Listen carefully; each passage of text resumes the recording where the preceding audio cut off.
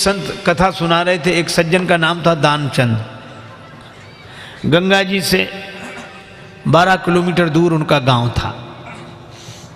दानचंद को भगवान ने संपन्नता तो दी थी, धन तो दिया था, लेकिन लोभ ही इतने थे कि लोगों ने व्यंग में ही उनका नाम दानचंद रख दिया था। कभी कोई पुण्य कार्य नहीं किया, कहते खर्च होगा। तो पत्नी ने कहा कि गंगा जी नहाया 12 किलोमीटर दूर हैं, इसमें क्या खर्च हो रहा है, चले जाओ।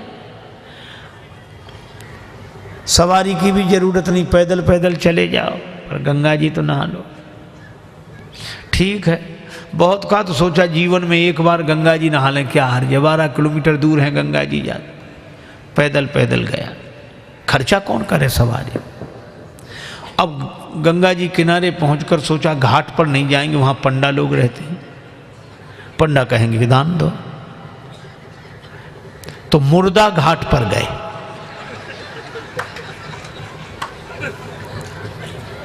अब मुर्दा घाट तो खाली रहता,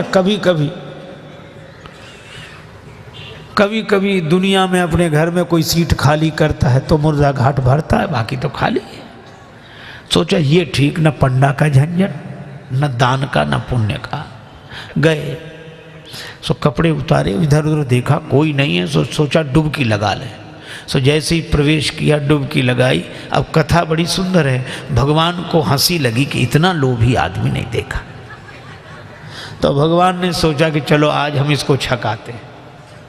तो दानचंद ने देखा इधर उधर कोई नहीं था, पर गंगा जी में जैसे ही डुबकी लगा के और बाहर निकले, वैसे ही पंडा के रूप में भगवान उपस्थित। यजमान की जय हो।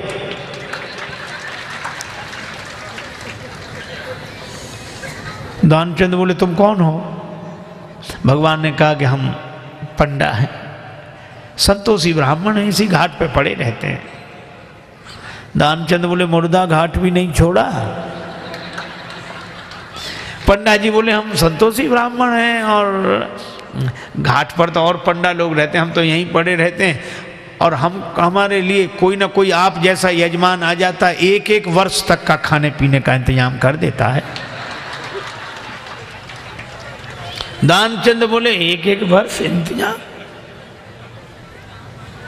हम एक दिन का भी नहीं कर सकते, एक समय का भी नहीं।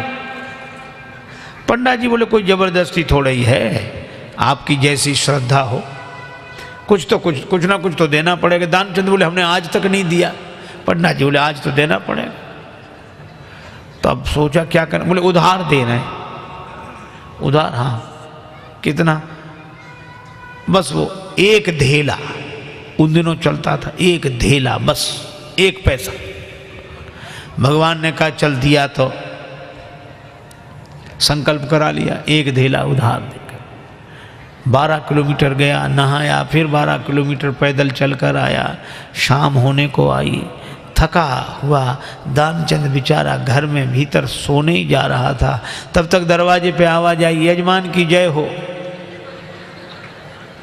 दानचंद का देखो कौन है। पत्नी बाहर गई, देख कर आई और बोली किसी पंडा से कुछ देने के लिए कहे आए थे?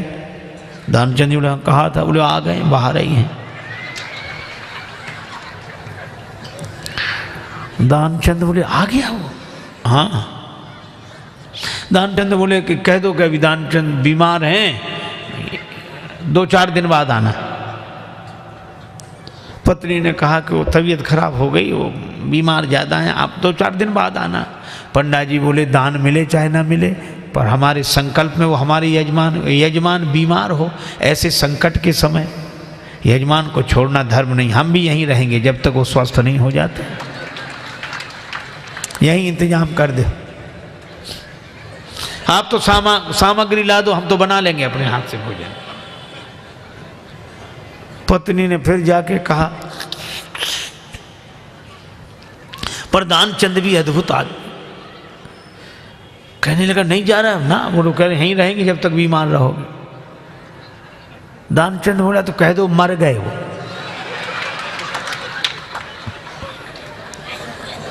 तो ये ऐसे कैसे कह दें? दानचंद बोले तुम कह दो हम श्वास रो के पड़े रहेंगे। पत्नी ने झूठे जाकर रोते हुए अभी चले गए, वो समाप्त। पंडा जी बोले चले गए, मर गए। अरे राम राम, लेकिन यजमान का जब तक अंतिम संस्कार ना हो जाए हम कैसे जा सकते? और तुम कहाँ बुलाती फिरोगी लोगों को, गांव इतना बड़ा, हम ही सबको खबर किए देते हैं। अब पत्नी बहुत कुछ, सुनो सुनो पंडा जी, तब तो अमित रूप प्रगटेते ही काला, पूरे गांव में कह दिया कि दानचंद चले गए चले गए। अच्छा, लोग सचमुच इकट्ठे हो गए और भगवान को भी मन में हंसी लगे, ऐसा जिद्दी आदमी श्वास रोके पड़ा। लोगों ने उसे मुर्दा समझकर उठाया। अब उसकी पत्नी रोवे, और वो सही में रोवे, वो कहे ये मरे नहीं हैं। और गांव वाले कहते जाने वाला तो गया, ये तो तुम्हारा मोह है। वो कहे कि नहीं मरे, गए वो तो। वो बेचारी रोती रही, कौन सुने। दानचंद को उठा लिया, बांध लिया, और वो भी बंध गया। भगवान ने कहा कि हद हो गई, ऐसा आदमी हमने नहीं देखा। भगवान को लगा कि सब हमसे हार जाते हैं, आज हम हार गए इससे। ले गए, चिता पर रख दिया, अग्नि लगने वाली थी। भगवान ने कहा ये मर जाएगा लेकिन देगा नहीं कुछ। तो भगवान ने कहा कि यजमान के कान में हम कुछ मंत्र बोलेंगे। हाँ ठीक है। सो भगवान ने कान में कहा, आया हूं बैकुंठ से तुम हित नाता जोड़। भगवान ने कहा कि हम हार गए, हम भगवान हैं, बैकुंठ से आए, तुमसे नाता हमने जोड़ा। सो पंडा ने जो कहा कि आया हूं बैकुंठ से तुम हित नाता जोड़, तो दानचंद ने सोचा ये तो भगवान है। सो आंख खोली, और जो आंख खोली तो वही पंडा, और जो पंडा को देखा तो फिर आंख बंद कर ली। भगवान ने कहा कि हम तुमसे कुछ नहीं लेंगे, मांग ले हो वरदान कछु, तुम ही हमसे कुछ मांग लो। तो दानचंद क्या बोला, बोले धेला दीजिए छोड़, बस वही छोड़ दो और कुछ नहीं चाहिए। अब बोलो, ये लोभ की अति, इतनी अति।